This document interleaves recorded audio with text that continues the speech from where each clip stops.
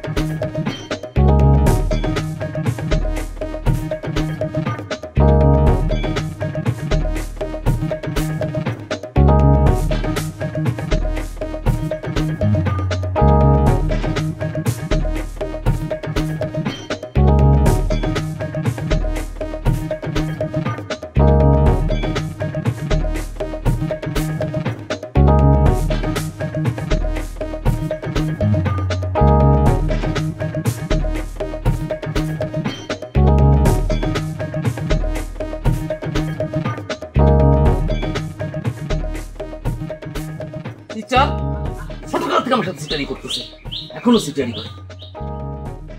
Doctor হয়েছে, doctor তো ডাক্তারি যদি আমি না শুনতাইছি, তুই মানুষ চিনিস না? আসসালামু আলাইকুম ভাই। সালাম দিয়ে কোনো লাভ নাই ভাই। লিস্টে সব বন্ধ, দোকান বন্ধ, কোনো সদা টদা দিয়ে পারবো না। জান সদাই না ভাই, আমি একটা কথা জানতে চাই, গেদু ডাক্তারের বাড়ি কোনটা বলতে পারবেন? ওই গেদু ফেদু চিনি না কাউ, অন্য কোনো দেখেন। জাস্ট এ মিনিট, 1 মিনিট সময় নেব ভাই। ভাদু নামে কেউ কি আছে চেনেন? তাকেও চিনি না আমি। বললাম তো ভাই অন্য কোনো দেখেন তো, আমি খুব ব্যস্ত আছি, আমার সাথে কোনো কথা বলেন না তো। জানতো জানতো জান